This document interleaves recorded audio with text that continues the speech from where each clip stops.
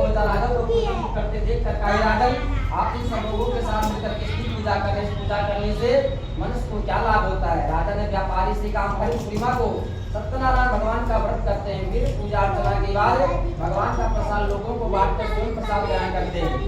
सत्यनारायण भगवान की पूजा से दुखियों के सारे दुख दूर होते हैं। राजा की बात सुनकर व्यापारी ने कहा, राजन मैं भी सत्यनारायण भगवान का व्रत करना चाहता हूँ, कृपा करके व्रत करने की विधि बताएं। राजा ने व्यापारी को सत्यनारायण भगवान की पूरी विधि बताई। राजा ने व्रत कथा सुनने के बाद व्यापारी को भी प्रसाद दिया। सत्यनारायण भगवान का पूजन करते हुए व्यापारी ने प्रसाद ग्रहण किया। लौटकर अपनी पत्नी लीलावती से कहा, हमारी कोई संतान नहीं है, सत्यनारायण भगवान की कृपा से हमारी कोई संतान हुई तो सत्यनारायण भगवान का पूजन अवश्य करूंगा। व्यापारी के ऐसा निश्चय करने के कुछ समय बाद लीलावती गर्भवती हुई और 10वें महीने में सुंदर कन्या को जन्म दिया। व्यापारी ने पुत्री जन्म पर बहुत सी खुशियां मनाई, लेकिन सत्यनारायण भगवान का व्रत नहीं किया। जब उनकी पत्नी लीलावती ने अपने पति से व्रत करने के लिए कहा तो बोला, अभी क्या जल्दी है, इसका विवाह होगा तो अवश्य सत्यनारायण भगवान का पूजन करूंगा। अपने पति के वचन सुनकर लीलावती चुप हो गई। व्यापारी की कन्या कलावती शुक्ल पक्ष की चंद्रमा की तरह बढ़ने लगी। एक दिन व्यापारी ने बहुत सा धन कमाकर घर लौटे। व्यापारी ने अपनी बेटी को सैनियों के साथ कोल में घूमते देखा तो उसके विवाह की चिंता होने लगी।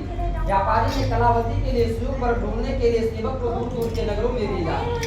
व्यापारी के सेवक कंचन नगर में पहुंचे। उस नगर में एक बड़ी पुत्र को देखा। बड़ी पुत्र अत्यंत सुंदर व गुणवान था। सेवक ने वापस लौटकर व्यापारी को बड़ी पुत्र के बारे में बताया। व्यापारी ने सुंदर लड़की को देखकर बहुत प्रसन्न हुआ और कलावती का विवाह उसके साथ कर दिया।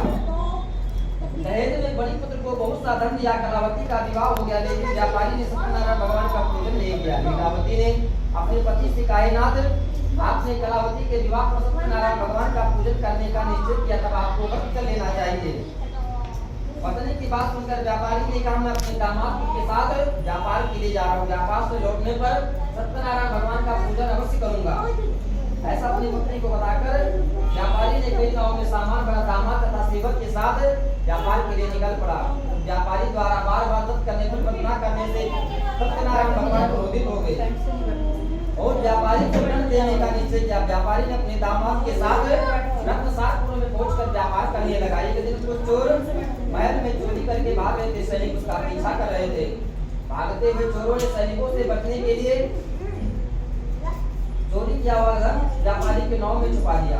सैनिक अवसर पाकर व्यापारी के नाव में छुपा दिया। चोरों का पीछा करते हुए सैनिक व्यापारी के पास पहुंचे। उन्होंने नाव की तलाशी दी।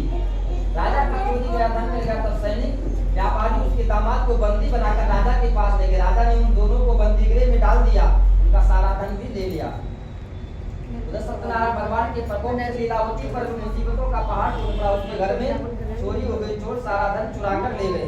घर में खाने के लिए कभी न बचा। भूख और प्यास से व्याकुल होकर व्यापारी की बेटी कलावती ब्राह्मण के घर गई। ब्राह्मण के घर में सत्यनारायण भगवान का पूजन हो रहा था। कलावती ने वापस लौटकर लीलावती को सारी बात बताई। कलावती ने सत्यनारायण भगवान की कथा सुनकर लीलावती की व्रत करने का निश्चय किया। अगले दिन लीलावती ने अपने परिवार व आसपास के लोगों के साथ सत्यनारायण भगवान की पूजा की। पूजा के बाद सबको प्रसाद बांटकर स्वयं भी प्रसाद ग्रहण किया। लीलावती ने अपने पति और दामाद के लौट आने की मनोकामना से सत्यनारायण भगवान का व्रत किया था। लीलावती के विधि पूर्वक व्रत करने प्रसाद ग्रहण करने से सत्यनारायण भगवान प्रसन्न होकर उनकी मनोकामनाओं को पूरी किया। उन्होंने राजा चंद्रकेतु के सपने में दर्शन देकर कहे, राजन व्यापारी और उसका दामाद बिल्कुल निर्दोष, सुबह उठते हुए दोनों को मुक्त कर दो। उनको तो सारा धन वापस लौट दो। तुमने ऐसा नहीं किया, तुम्हारा सारा वैभव नष्ट कर दूंगा। इतना कहकर सत्यनारायण भगवान अंतर ध्यान हो गए। प्रातः काल होते ही राजा चंद्रकेतु ने अपने मंत्रियों राजजोशियों को रात के सपने की बात बताई। व्यापारी उसके दामाद को छोड़ देने के लिए राजा चंद्रकेतु ने तुरंत व्यापारी उसके दामाद को छोड़ दिया। उनका सारा धन भी वापस कर दिया। इस प्रकार सत्यनारायण भगवान की कृपा से व्यापारी उसका दामाद दोनों खुशी खुशी अपनी नगर की ओर चल दिया। सत्यनारायण भगवान